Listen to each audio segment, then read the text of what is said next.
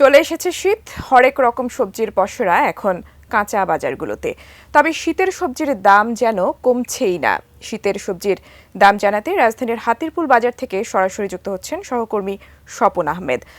স্বপন, আমরা যতদূর জানতে পেরেছি যে শীতের সবজির সরবরাহ যথেষ্ট রয়েছে, কিন্তু দাম আসলে কেন কমছে না?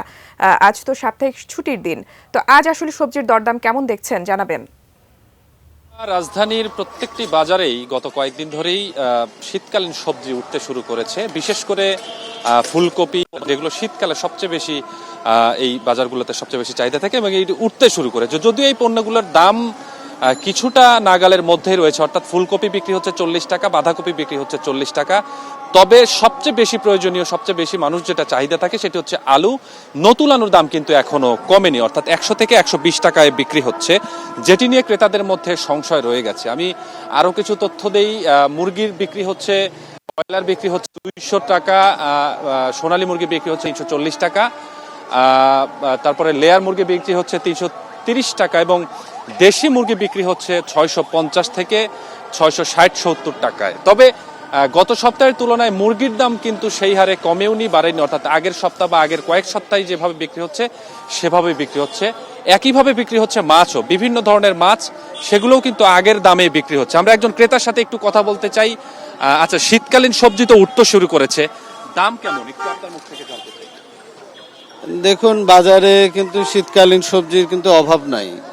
এই যে ফুলকপি, গাজর বা সিম সবই আছে, নতুন আলু আছে, কিন্তু দামটা বেশি আর কি।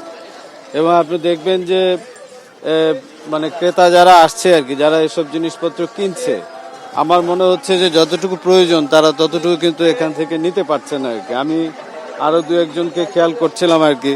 ধরেন যে আলু হয়তো 1 কেজি লাগবে, হাফ কেজি নিয়ে যাচ্ছে। ফুলকপি তার হয়তো 2টা লাগবে, সে 1টা নিয়ে যাচ্ছে।